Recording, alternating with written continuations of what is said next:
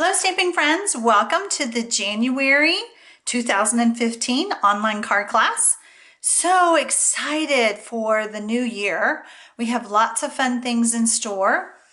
This is the PDF that you get when you are a member of the online class. We're going to be making this card first.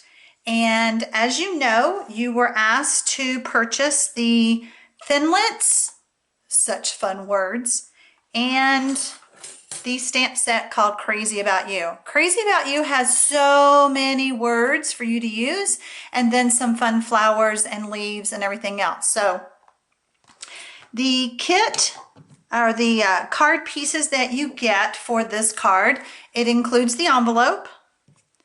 It includes a real small scrap piece of paper, so don't lose that.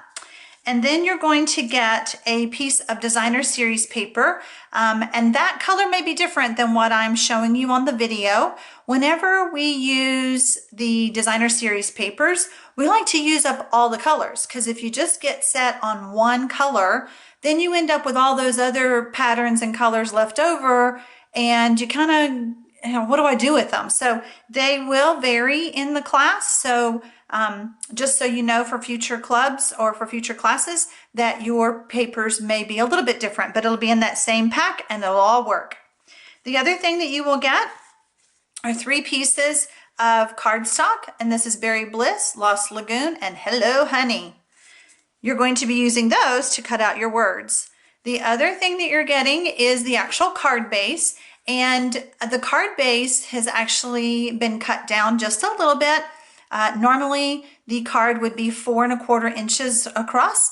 This one is 4 inches. And the reason is the designer series paper comes in 12 by 12.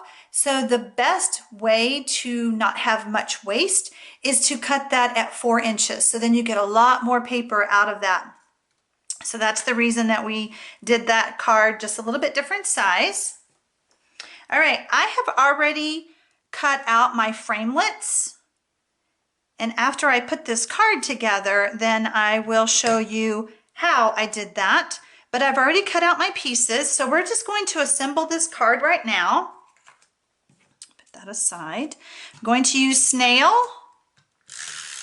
and put it on the back of my designer series paper. And then that piece is just going to lay right on the bottom. Very fun, easy card. All right, so your hellos, these are actually put on using the long reach stapler that Stampin' Up! Sells. If you don't have that on another card, I will be using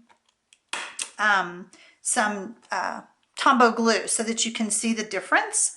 But it's just designed, you know, it took me a long time to get used to staples, but they are trendy, they are in style, I guess, in the crafting world.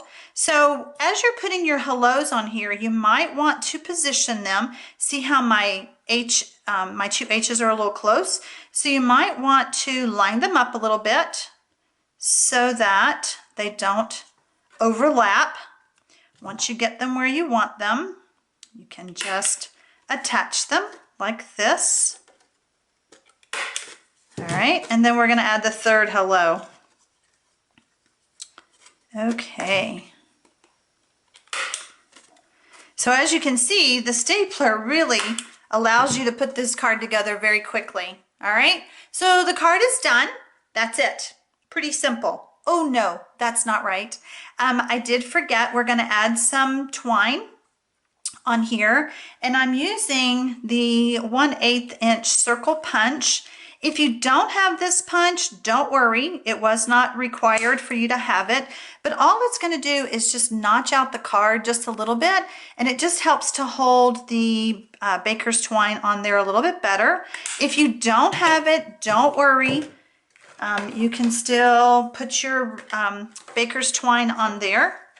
Now, I like to leave my baker's twine on here when you get your kits. That obviously we can't do that. So when you get your kits, then you'll just have to cut the pieces to match the cards. But you'll have plenty of it in your kit. See how those notches just help me hold this a lot easier? All right, so I'm going to tie this in a bow.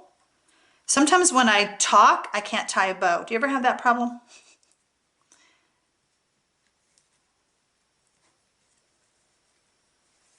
Okay, and the reason that I like to keep it on the card or on the spool whenever I'm doing ribbon is so that I have a lot less waste.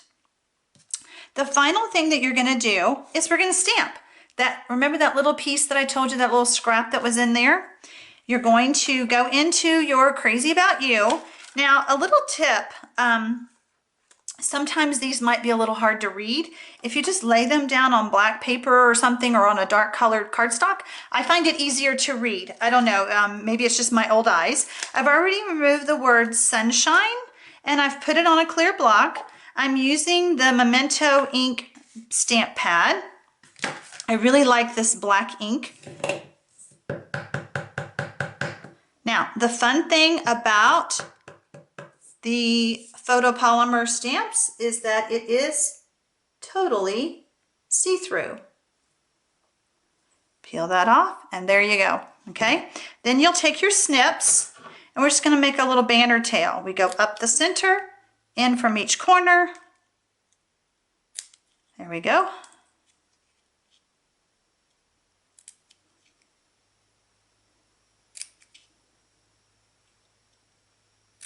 And we have our little banner. Oops, that's a little cockeyed. Let me fix that. Okay.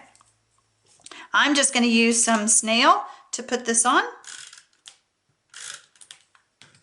And I'm going to put it right there. Now our card is done. Now, I will tell you this. If you use the staplers, then you're obviously going to see the backs of the staplers. So that may or may not bother you, but just so you know, if you use the stapler, that's the effect that you will get on the inside of the card. All right, now let me show you some tips on how to use these Thinlits.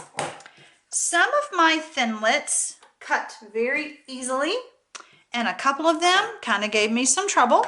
So I want to show you a few things.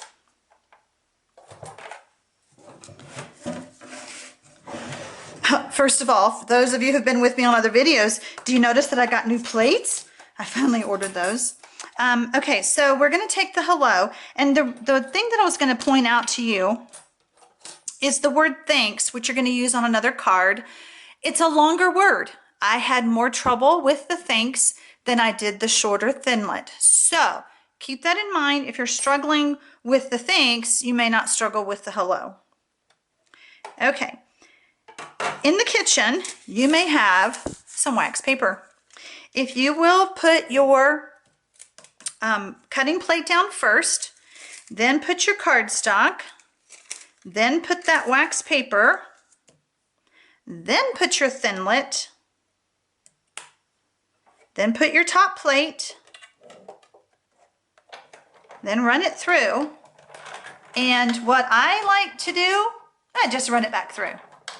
All right, now on that thanks, if it gives you trouble and doesn't want to come loose, simply take it and turn it and then do it again. And that should do the trick. All right, one more time back since I'm here. Okay, so then once you get it cut out, let me slide this out of the way.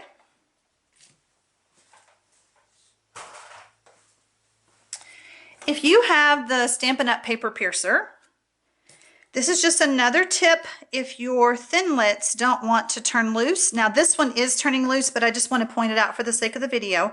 See these little holes? They're designed for you to poke. Okay? And the paper piercer helps you get that to let go. All right, now like I said, mine's already turning loose. I can feel it in my hand. You'll get the feel of it when you're playing with these, but it is already coming loose. Now, I'm glad it did that. The wax paper is still there. If it's still there, leave it there, because then the next time you go to cut, it will come loose even easier, okay? Eventually that'll fall out. I even found that I was using some printer paper. Okay, so see, now look how nice that is. It just pops right out with those easy tips that I just gave you. So hello, and come back for the next video and I will show you some more tips.